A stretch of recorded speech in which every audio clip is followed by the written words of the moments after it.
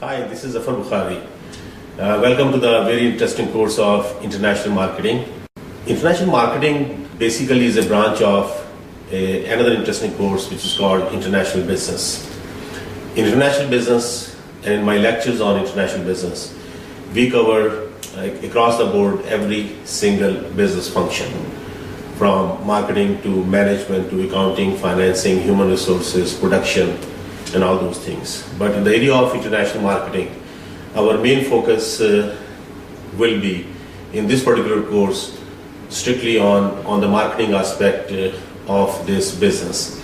But we will not again remain limited to the marketing. We will bring another very important element, which is production, which varies from country to country, continent to continent, because we just cannot say that one size fits all from the product point of view. So we have to modify, we have to change the product.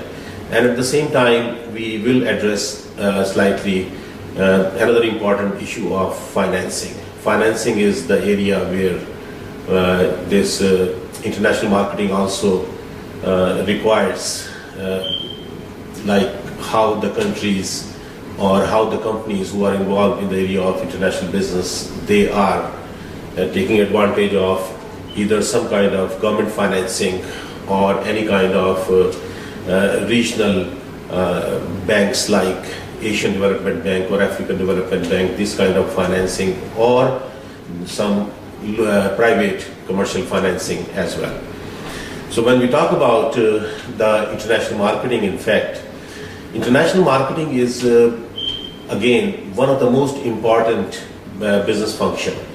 As I mentioned before, that marketing is rather, I would say, the only business function which generates the revenues. But of course, everything is very much interconnected and interlinked. The product has to be of quality, so the production becomes very important. And at the same time, the price element has to be there from the affordability point of view, that the product which we are marketing in a given country, would the people be able to afford that product? So financing again becomes another important element. But of course, nothing happens whether you have an excellent product or you have a low cost or medium cost or high cost product without having the proper marketing and its element in any given country or in a continent or on the global basis. It's almost impossible. One thing which I would like to start with is that when organizations, companies, or export management companies, or manufacturing companies, or any business, when they decide to go international, in fact, there are certain steps which they take. So from the marketing perspective, the first step any business will take is exporting in a foreign country. For example, if a product is manufactured in the USA, then of course it could be exporting or it could be exported into a foreign country. The second element is that sometimes companies, if they established and exporting in any given country, they would like to set up a sales office into that country to provide the local after-sales services and at the same time to generate new businesses into that given country if the product is very successful which they are selling into that country.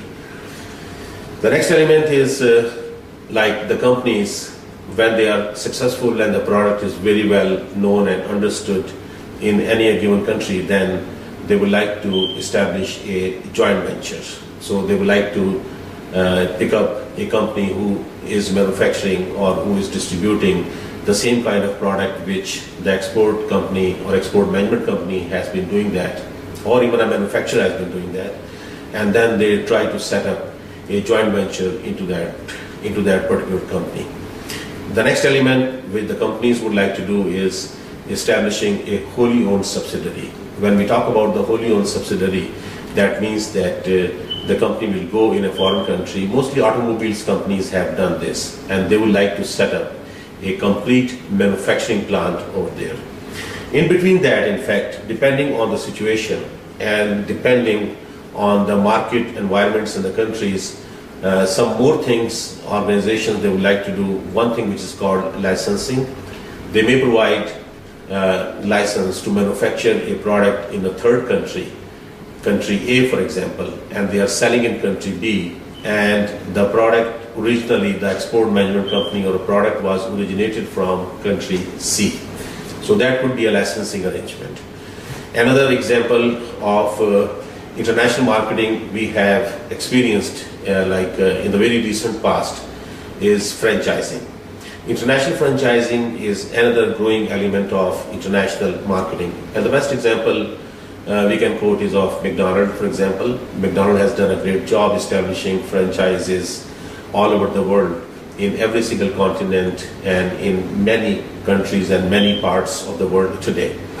So to give you a basic understanding about international marketing, what I have tried to do is I have tried to address the issue from a export management company point of view, where a small business could do and they could play the role that they could set up their own small export management company and then pick up a product and get it manufactured either under their own private label by the private label manufacturers under their own brand name, or they can pick up any product and be the international marketing arm of a local manufacturer.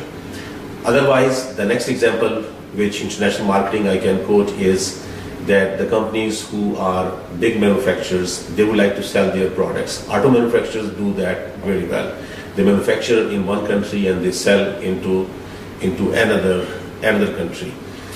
But of course, when we these are the entry strategies which I have discussed